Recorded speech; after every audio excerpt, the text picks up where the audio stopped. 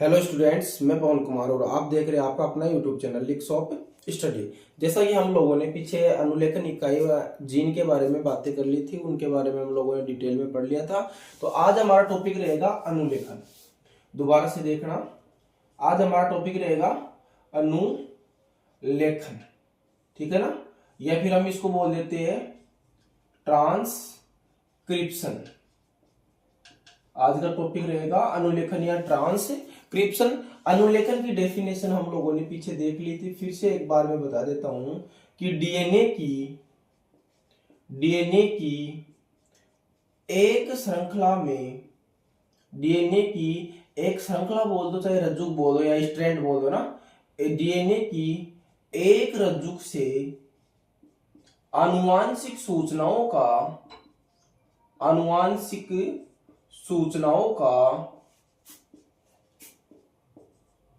RNA में प्रतिलिपिकरण होना, ठीक है ना, प्रतिलिपिकरण होना क्या कहलाता है? अनुलेखन कहलाता है, अनुलेखन कहलाता है। फिर हम लोग बात करते हैं कि अनुलेखन जो होता है वो यूकेरियोटिक और प्रोकैरियोटिक में अलग अलग से होता है, ठीक है ना। यूकेरियोटिक में जो अनुलेखन होता है वो अलग अलग और प्रोकैरियोटिक में होता है वो अलग मेथड से होता है और यूकेरियोटिक में अलग मेथड से होता है। तो हमारा जो पहला पार्ट रहेगा क्या रहेगा? प्रोकैरियोटिक। सेल्स में या ट्रांसक्रिप्शन इन प्रोकैरियोटिक सेल्स। हमारा पहला पॉइंट रहेगा प्रोकैरियोटिक सेल्स। इनमें जो ट्रांसक्रिप्शन होता है, अनुलेखन होता है, वो किस प्रकार से होता है। या फिर हम लोग ऐसा भी बोल सकते हैं कि जो जीवाणु होते हैं, बैक्टीरिया होता है, प्रोकैरियोटिक सेल उनमें ही पाई जाती है, ठीक है ना। तो जीवाणुओं में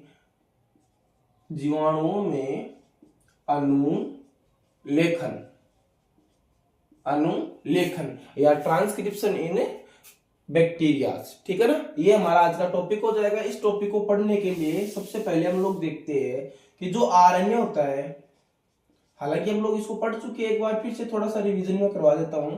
आरएनए कितने प्रकार का होता है? 3 प्रकार का होता है, 3 प्रकार का होता है। बेसिक बात है, ठीक है ना। आरएनए 3 प्रकार का होता है। पहला आरएनए क्या होता है? एमआरएनए, ठीक है ना। दूसरा टीआरएनए। सर ये पहले पढ़ा दिया, फिर से क्यों बता रहे? क्योंकि इसकी बातें आएगी यहाँ पे, इसलिए एक बार आपको मैं बता रहा हूं, ठीक है ना। और तीसरा पॉइंट क्या होगा इसका? आरएनए। और इनके जो फंक्शन थे, इनके जो कार्य थे, हम लोगों ने आराम से पढ़े थे। हम लोगों ने बताया था कि जो एमआरएनए होता है वो प्रोटीन निर्माण के लिए क्या देता है कि सांचा या टेम्पलेट प्रदान करता है, ठीक है ना। टीआरएनए वो क्या करता है? अमीनो अम्लों को पकड़ कर लाता है और उनके बीच में पेप्टाइड बंध बनवाता है। ये बातें सारी पीछे कर ली है ना। आरआरएनए क्या होता है? ये राइबोसोम का निर्माण करता है तथा टीआरएनए और एमआरएनए को जुड़ने के लिए जगह प्रदान करता है। बेसिक सी बातें इतनी है इनके बारे में, बस इतना ध्यान रखना। जो आरएनए होता है वो 3 प्रकार का होता है, एमआरएनए, टीआरएनए और आरएनए, और इनके फंक्शन वो पीछे हम लोगों ने कर लिए। अब आगे बात करते हैं, आगे क्या होता है और क्या नहीं होता वो देखना आप, ठीक है ना। इंपॉर्टेंट टॉपिक है, बच्चों को काफी परेशान करता है, इसलिए बार बार इसको पढ़े, याद करे, बहुत शानदार तरीके से आपको समझा दूंगा, ठीक है ना। अब हमारी हेडिंग क्या है? प्रोकैरियोटिक सेल्स या और जो अनुलेखन है वो प्रोकैरियोटिक सेल्स या जीवाणुओं में किस तरीके से होता है, कौन सी मेथड से होता है, वो हम लोग देखते हैं, ठीक है ना। सबसे पहले हमने पीछे वाली क्लास में देखा था कि जो अनुलेखन होता है उसके अंदर एक एंजाइम आता है, डीएनए निर्भर आरएनए पॉलीमरेज एंजाइम, ठीक है ना। इसका क्या काम था? पॉलीमरेज एंजाइम का मैं आपको एक बार के लिए काम बता देता हूं। ये क्या करता है? न्यूक्लियोटाइडों को पकड़कर लाता है। मैं लिख देता हूं, न्यूक्लियोटाइड उनको पकड़कर लाता है और उनके बीच में क्या बनाता है? फॉस्फोडाइएस्टर बंध बनाने का काम करता है। न्यूक्लियोटाइडों के बीच में क्या बनाएगा? फॉस्फोडाइएस्टर बंध बनाएगा। न्यूक्लियोटाइड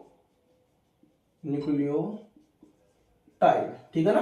तो दो न्यूक्लियोटाइडों के बीच में बंध बनाने का, बॉन्ड बनाने का काम कौन करता है? आरएनए पॉलीमरेज एंजाइम करता है, ठीक है ना। और जो दो न्यूक्लियोटाइडों के बीच में बंध बनता है उसे हम लोग क्या बोलते हैं? फोस्फोडाइएस्टर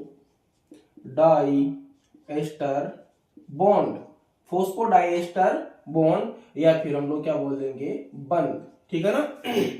यहां तक क्लियर हो गया होगा, और बाकी डिटेल में पीछे की क्लासों में पढ़ा है, तो आप उनको रिपीट करें, याद करें, ठीक है ना। अब आगे हम लोग देखते हैं, देखना क्या होता है और क्या नहीं होता है। कि जो प्रोकैरियोटिक होते हैं, प्रोकैरियोटिक सेल्स होती है, उनमें जो ट्रांसक्रिप्शन की मेथड होती है, उनमें जो आरएनए पॉलीमरेज एंजाइम एक ही होता है। कितना होता है? केवल एक ही होता है, ठीक है ना, एक ही होता है। प्रोकैरियोटिक सेल्स में आरएनए पॉलीमरेज एंजाइम एक ही होता है। सर एक ही होता है, इससे मतलब क्या है? देखना, ये अकेला एंजाइम ही तीनों प्रकार के आरएनए बनाएगा। अकेला एंजाइम क्या करेगा? तीनों प्रकार के आरएनए बनाएगा। जबकि हम लोग यूकेरियोट्स में देखेंगे तो वहां पे हम लोग देखेंगे कि जो आरएनए पॉलीमरेज एंजाइम होता है वो तीन प्रकार का होता है, और अलग अलग एंजाइम अलग अलग आरएनए का फॉर्मेशन करता है। जबकि प्रोकैरियोटिक सेल्स या जीवाणुओं के कंडीशन में ये वाली बात नहीं होती है। यहाँ पे केवल एक ही पॉलीमरेज एंजाइम होता है, और जो तीनों प्रकार के आरएनए को बनाता है। तीनों प्रकार के आरएनए वो वाले एमआरएनए, दूसरा अपना टीआरएनए, और तीसरा अपना आरआरएनए, ठीक है ना। तो जो आरएनए पॉलीमरेज एंजाइम होता है प्रोकैरियोटिक कोशिकाओं में एक ही प्रकार का होता है, और ये अकेला एंजाइम क्या करता है? तीनों का निर्माण, तीनों आरएनए का निर्माण करता है। ये बेसिक पॉइंट हो गया, इसको याद रखना। फिर देखना, इसको समझने के लिए पीछे वाला वीडियो है जो कल वाला और परसों वाला, पीछे वाले दो क्लास है उनको देख के आए, तभी ये पूरा समझ में आएगी प्रोसेस अच्छे से। अभी देखते हैं आगे क्या होता है और क्या नहीं होता है। तो हम लोगों ने ये देख लिया कि जो आरएनए पॉलीमरेज एंजाइम है, डीएनए निर्भर आरएनए पॉलीमरेज एंजाइम वो कितना प्रकार का होता है? एक प्रकार का होता है, और अकेला एंजाइम ही तीनों प्रकार के आरएनए का निर्माण करता है। अब आगे हम लोग बात करते हैं, देखना जो अनुलेखन पढ़ेंगे उसके हम लोग 3 पॉइंट पढ़ेंगे। एक तो प्रारंभन, मतलब स्टार्ट कैसे होती है अनुलेखन की प्रोसेस। जीवाणुओं की बात कर रहे हैं, प्रोकैरियोटिक सेल्स की बात कर रहे हैं, तो होता क्या है? मैंने ये डीएनए बना लिया इसका, ठीक है ना, ऐसे बना ले। तो किताब में थोड़ा जो डायग्राम अलग तरीके से, हम लोग डायग्राम को अलग तरीके से बनाएंगे, बस समझ में आना चाहिए। देखना, यहाँ पे 3 डेज, यहाँ पे 5 डेज, यहाँ पे 5 डेज, और यहाँ पे 3 डेज, ठीक है ना। और ये ऊपर वाला क्या हो जाएगा? टेम्पलेट, ठीक है ना, और नीचे वाला कोडिंग स्ट्रैंड।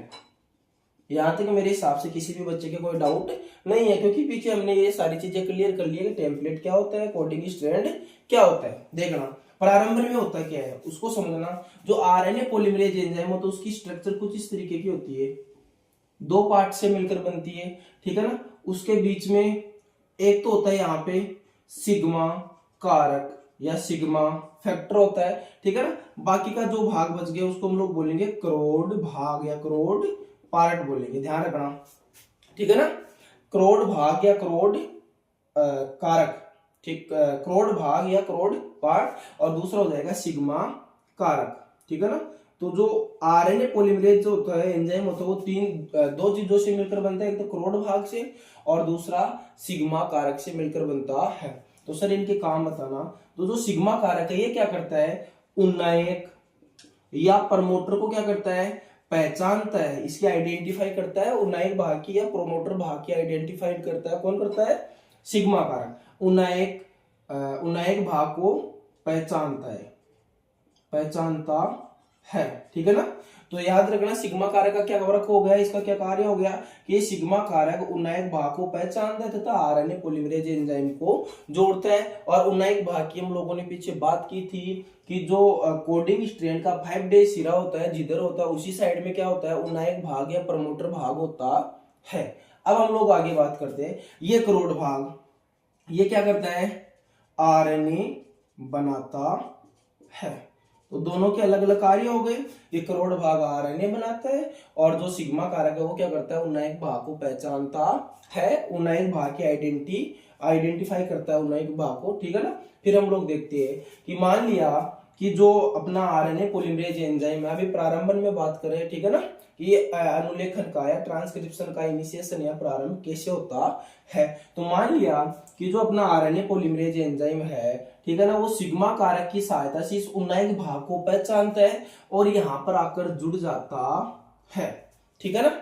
यहाँ पर आकर ऐसे जुड़ जाएगा, ये देखो ये सिग्मा कारक रहा इसके अंदर, ठीक है ना, यहाँ पे आके जुड़ गया। और हमें पता है कि जो डीएनए होता है उसके बीच में कौन से बंध पाए जाते हैं, हाइड्रोजन बॉन्ड पाए जाते हैं। तो अब ये सिग्मा कारक क्या करेगा, ये क्या करेगा यहाँ से, ठीक है ना, इन हाइड्रोजन बंधों को तोड़ना चालू कर देगा। तो जो प्रारंभ कैसे करेगा, ये जो डीएनए की दोनों श्रृंखला है, दोनों स्ट्रैंड है, इनके बीच में जो हाइड्रोजन बॉन्ड है उनको क्या करेगा, तोड़ेगा। एच बॉन्ड को, या फिर सबसे पहली बात ये कर लेते हैं, पहला काम तो हो जाएगा कि सिग्मा कारक की सहायता से आरएनए पॉलीमरेज एंजाइम उन्नाइक भाग को पहचान कर उससे जुड़ जाता है।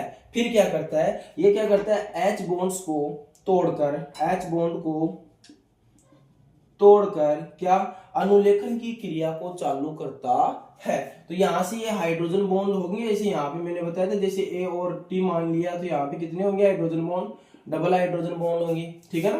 तो ये क्या करेगा, इनको तोड़ना चालू कर देगा, ऐसे तोड़ना क्या कर देगा, चालू कर देगा। फिर हम लोगों ने पीछे बात की थी, जो आरएनए होता है, ठीक है ना, अनुलेखन होता है, उसके अंदर जो आरएनए बनता है किसके अकॉर्डिंग बनता है, टेम्पलेट के अकॉर्डिंग बनता है। पीछे वाली क्लास में ये बातें हम लोगों ने की थी। और जो टेम्पलेट के अकॉर्डिंग आरएनए बनता है, तो जो यहाँ पे इस टेम्पलेट का जो क्रम होता है, यहाँ पे जो नाइट्रोजनस बेस होते हैं, नाइट्रोजनिक क्षार होते हैं, उसका क्या बनता है, पूरक क्रम बनता है। क्या बनेगा, पूरक क्रम बनता है। ध्यान रखना, जो आरएनए बनेगा वो क्या बनेगा, टेम्पलेट का पूरक क्रम बनता है। तो मान लिया यहाँ पे क्या आ गया, सामने ए है, ठीक है ना, इसने इनिशिएशन शुरू किया, हाइड्रोजन बंध को तोड़ा, और तोड़ने के बाद में इसने देखा कि ऊपर कौन जुड़ा हुआ है, एडिनिन जुड़ा हुआ है। तो एडिनिन का पूरक कौन होता है, थाइमिन होता है। लेकिन हम लोगों ने ये पढ़ रखा है कि जो आरएनए होता है उसमें थाइमिन नहीं होता है, थाइमिन के स्थान पे क्या होता है, यूरेसिल होता है। और एक चीज हम लोगों ने पहले बात की थी कि चाहे आरएनए बने, चाहे डीएनए बने, कुछ भी बने, ठीक है ना, बनेगा किधर से किधर, हमेशा जो नया वाला बनेगा वो 5 डेज से 3 डेज की ओर बनेगा। ये बहुत इंपॉर्टेंट बात है, ध्यान रखना इसको, ठीक है ना। जो भी बनेगा हमेशा 5 डेज से 3 डेज की ओर बनेगा। तो दिमाग में नहीं लेना, ज्यादा लोड नहीं लेने का, ठीक है ना। थोड़ा थोड़ा डायरेक्ट हम लोग देख देते हैं कि इधर जो आएगा क्या आएगा, 5 डेज आएगा। बस इतना याद रखो कि जहां शुरुआत कहां से होगी, हमेशा 5 डेज से होगी। तो हम लोगों ने देखा कि यहाँ पे ए है, तो इसका पूरक क्रम यहाँ पे क्या आ जाएगा, यू, ठीक है ना। अरे भाई, जिस भी नाइट्रोजनिक क्षार के ऊपर क्या जुड़ा होगा, ऐसे मान लेते हैं न्यूक्लियोटाइड में, जिस भी न्यूक्लियोटाइड पे क्या जुड़ा होगा, यू जुड़ा होगा, वो यहाँ पर आकर जुड़ जाएगा, ठीक है ना। 5 डेज मान लेते इसका, इधर वाला ये वाली डिटेल, ये वाली संरचना पीछे करवाई हुई है। अभी मैं इसको पूरा बनाऊंगा तो फिर ज्यादा टाइम लगेगा, तो पीछे से इसको देख के आए। और मान लेते यहाँ पे क्या था, जी था, तो यहाँ पे सामने क्या आएगा, सी। और इनके बीच में क्या होता है, ग्वानिन और साइटोसिन के बीच में ट्रिपल बॉन्ड होता है। तो होगा क्या, अब ये इसको तोड़ेगा, तोड़ने के बाद में ऊपर देखेगा क्या है, जी है। तो इसका पूरक क्या होगा, इसका पूरक क्या हो जाएगा, यहाँ पे देखना, यहाँ पे कौन सा न्यूक्लियोटाइड आके जुड़ेगा, जिससे कौन सा नाइट्रोजनिक क्षार जुड़ा हुआ है, सी वाला, ठीक है ना। पूरक क्रम आएगा, ध्यान रखना इसका। तो इस तरीके से क्या होता है, ये इसका इनिशिएशन या प्रारंभन कर देता है। तो आरएनए पॉलीमरेज एंजाइम जो होता है, सिग्मा कारक की सहायता से क्या करता है, उन्नाइक भाग को पहचानता है तथा उससे जुड़ जाता है। फिर उसके बाद में हम लोग देखते हैं, वापस से देखते हैं कि जो क्रोड भाग है, ठीक है ना, जो अपना आरएनए पॉलीमरेज एंजाइम है, वो क्या करता है, उन्नाइक भाग पे जो नाइट्रोजनिक क्षारक है, एडिनिन, ग्वानिन, साइटोसिन वगैरह जो भी है, उनके बीच में उपस्थित हाइड्रोजन बंधों को तोड़ेगा। और हाइड्रोजन बंधों को तोड़कर किसकी शुरुआत कर देगा, अनुलेखन की शुरुआत कर देगा, ठीक है ना। तो इसका पहला पॉइंट हो गया। फिर हम लोग देखते हैं इसका दूसरा पॉइंट। दूसरा पॉइंट क्या बोलता है, दूसरा पॉइंट ये है कि भाई जो अपना आरएनए पॉलीमरेज एंजाइम है वो आगे से आगे बढ़ता जाएगा, बढ़ता जाएगा, और क्या करेगा, दीर्घीकरण, इलोंगेशन करेगा। तो दूसरा पॉइंट हमारा क्या है, दीर्घीकरण या फिर इलोंगेशन, इलोंगेशन, ये हो गया इनिशिएशन और ये क्या हो गया इलोंगेशन। अब इसमें हमें पता है दीर्घीकरण, दीर्घ मतलब बड़ा, तो इसमें क्या होगा आरएनए बड़ा होगा, मतलब यहां से लेकर यहां तक जितने भी कोडोन होंगे उन सबका क्या हो जाएगा, जितने भी नाइट्रोजनिक क्षारक होंगे उनका यहाँ पे क्या बन जाएगा आरएनए बन जाएगा। तो मान लेते यहाँ पे कि जैसे यहाँ पे सी था, यहाँ पे टी था, यहाँ पे जी था, यहाँ पे ए था, इनके अकॉर्डिंग, और यहाँ पे लास्ट में हम लोग देखते हैं यहाँ पे जी है और यहाँ पे सी है, ठीक है ना। तो इनका पूरा क्रम बनता जाएगा, तो आगे से आगे क्या होगा आरएनए की लंबाई में वृद्धि होगी। तो सीधा सा याद रखिए कि आरएनए की लंबाई में क्या होगी दीर्घीकरण में, आरएनए की लंबाई में वृद्धि होगी, ठीक है। दीर्घीकरण का इतना ही पॉइंट है कि दीर्घीकरण में आरएनए की लंबाई में वृद्धि होती है। फिर हम लोग देखते हैं, देखो यहाँ पे सी हो गया, यहाँ पे सी का पूरा क्रम क्या आ जाएगा जी आ जाएगा, यहाँ पे टी का पूरा क्रम ए आ जाएगा ना, टी का ए, जी का, और जी का क्या आ गया सी, और ए का क्या आ गया ए का यहाँ पे यू आ जाएगा, ठीक है ना, और जी का वापस से क्या आ जाएगा सी आ जाएगा, और सी का वापस से क्या आ जाएगा जी आ जाएगा, ठीक है ना। एक पॉइंट तो ये याद रखना है कि इसमें दीर्घीकरण इलोंगेशन स्टेज में क्या होती है आरएनए की लंबाई में वृद्धि होती है, और करोड़ भाग आगे से आगे हाइड्रोजन बंधों को तोड़ता जाएगा और आरएनए की लंबाई बढ़ती रहेगी। यहाँ पे 5 डेज है तो यहाँ पे क्या आएगा 3 डेज आएगा। अब देखना होता क्या है कि जो सिग्मा कारक था, ठीक है ना, अभी दीर्घीकरण वाले पॉइंट में दूसरा काम क्या होता है, 2 ही काम याद रखने। जो सिग्मा कारक था लगभग यहाँ पे जब तक ये बीच वाला अनुलेखन हो गया, जब तक ये बीच में पहुंच जाता है, ठीक है ना, जो आरएनए पॉलीमरेज एंजाइम में बीच में पहुंच जाता है तो ये क्या करता है अपनी जगह छोड़ देता है और बाहर निकल आता है। क्यों? क्योंकि इसका काम तो क्या था केवल अनुलेखन की क्रिया को चालू करवाना, अनुलेखन की प्रोसेस को क्या करना स्टार्ट करवाना, इसका इतना ही वर्क था। तो ये क्या करता है भाई इसको छोड़ेगा और कहां जाएगा बाहर निकल आएगा, ठीक है ना। अब बात करते हैं हम लोग, 2 काम हो गए दीर्घीकरण के अंदर कि दीर्घीकरण में जो आरएनए पॉलीमरेज एंजाइम और आरएनए की लंबाई में क्या करता है वृद्धि करता है, और लगभग इस डीएनए के मध्य के अंदर आते ही ये क्या होगा सिग्मा कारक इसको छोड़कर बाहर आ जाएगा। तो यहाँ वाला पार्ट क्या हो गया आप देखना खाली हो गया, यहाँ पे जगह क्या हो गई खाली हो गई, और ये आगे से आगे बढ़ता रहता है और क्या करता रहता है अनुलेखन करोड़ भाग है वो डीएनए की पूरी लंबाई में आगे बढ़ेगा, ठीक है ना, पूरी लेंथ में आगे की ओर जाएगा और क्या करेगा आरएनए की लंबाई में वृद्धि करता है। फिर हम लोग देखते हैं लास्ट वाला पॉइंट, तीसरा पॉइंट इसका क्या हो जाएगा, तीसरा पॉइंट इसका ये हो जाएगा कि यहां पर लास्ट में एक कारक और होता है, ठीक है ना, जिसको हम लोग बोलते हैं रो फैक्टर। क्या बोलते हैं रो फैक्टर, ट्रैक्टर नहीं है बच्चा, ये क्या है रो फैक्टर, समझने की कोशिश करना, ठीक है ना। और ये क्या करता है ये अनुलेखन की क्रिया को समाप्त करता है, ठीक है ना। तो तीसरा पॉइंट में हमारा क्या हो जाएगा समापन या एंडिंग, ठीक है ना, एंडिंग ऑफ ट्रांसक्रिप्शन। तो होगा क्या कि जैसे ही ये इसके समापक भाग पे पहुंचेगा, समापक भाग कौन सा होता है कोडिंग स्ट्रैंड का 3 डेज सिरा होता है उसको क्या बोलते हैं समापक भाग बोलते हैं। तो जैसे ही क्या होगा जो अपना आरएनए पॉलीमरेज एंजाइम का करोड़ भाग है वो अनुलेखन करते हुए कहां तक पहुंचेगा समापक भाग तक पहुंचेगा। तो पहुंचते यहाँ पे आके कौन जुड़ जाएगा, जैसे इसे मान लेना ये यहां तक आ गया, यहाँ पे आ गया, तो बड़ा बनाते हैं इसको थोड़ा, यहाँ पे आ गया और यहाँ पे आने के बाद में इससे कौन जुड़ जाएगा रो फैक्टर जुड़ जाएगा, रो कारक जुड़ जाएगा। तो और क्या हो जाएगा अनुलेखन की क्रिया समाप्त हो जाएगी। तो समापन में हम लोग क्या लिखेंगे कि कोडिंग स्ट्रैंड के 3 डेज सिरे पर रो फैक्टर उपस्थित होता है जो करोड़ भाग से जुड़ जाता है और अनुलेखन की क्रिया क्या होती है समाप्त हो जाती है। तो इस तरीके से हमारे अनुलेखन की जो प्रोसेस थी वो पूरी हो गई। एक बार वापस से मैं रिपीट कर रहा हूँ पूरा एक साथ तो समझने की कोशिश करना। देखना जो प्रोकैरियोटिक सेल्स होती है उनमें जो अनुलेखन होता है ट्रांसक्रिप्शन होता है उसके लिए केवल अकेला एंजाइम होता है जो तीनों प्रकार के आरएनए बनाता है।